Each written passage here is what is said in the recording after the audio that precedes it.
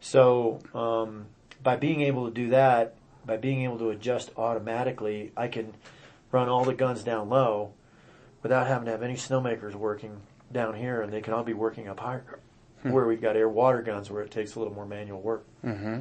The air water guns are more efficient. They use less energy.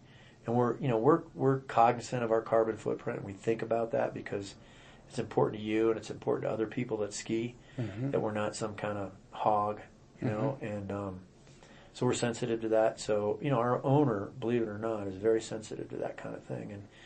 And we try to, we lowered our carbon footprint by about 13 or 14% by just investing in our snowmaking system to go to this new technology of air water gun. But yeah, that technology is important. One of the things I was going to say is that, for me to be successful and for, us, the ski company, to be successful, we need to hire people that are passionate about what they do.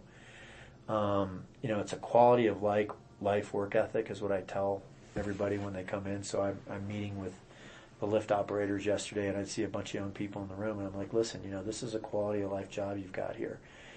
And, so I preach, taking care of yourself and being fit and getting your rest and coming to work ready.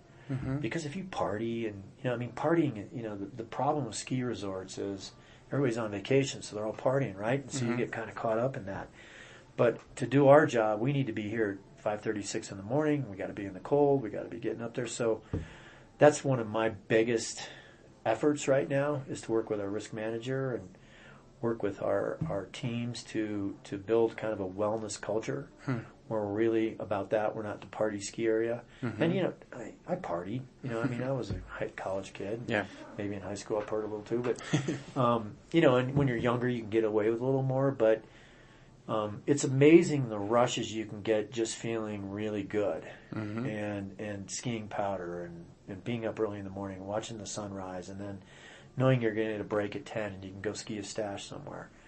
So that's something else, passion and quality of life work ethic. And then, the last thing is, one of my jobs is to make sure all the permits, licenses, we have artillery, we have explosives, we have, we're all on different local boards and committees to kind of ensure that everything's moving in the right direction. There's more to it than just running the operation. So, it's important for me, and I have an assistant that works out here with me, to make sure that we're constantly providing support to the teams, like Ski Patrol as an example, to make sure that they get all the training they have to be able to use artillery. We have howitzers, so they have to be trained by the military. I have to buy basically howitzer shells from the military, and I have to be completely. They have to turn me upside down and do a complete frisk to make sure that I'm okay to sell this stuff to them. So the guys that I have working for me, they all have to pass certain requirements by the Alcohol, Tobacco, and Firearms to be able to handle explosives. Do you use AMFO at all? Pardon me? Use AMFO at all? Yeah. Out of a helicopter. Yeah. I'll have a guy with a 50-pound bag of AMFO with a fuse in it, and then they'll bend the helicopter over and they'll throw it out the side. I don't want that job. Oh shit! I dropped it. But no, it's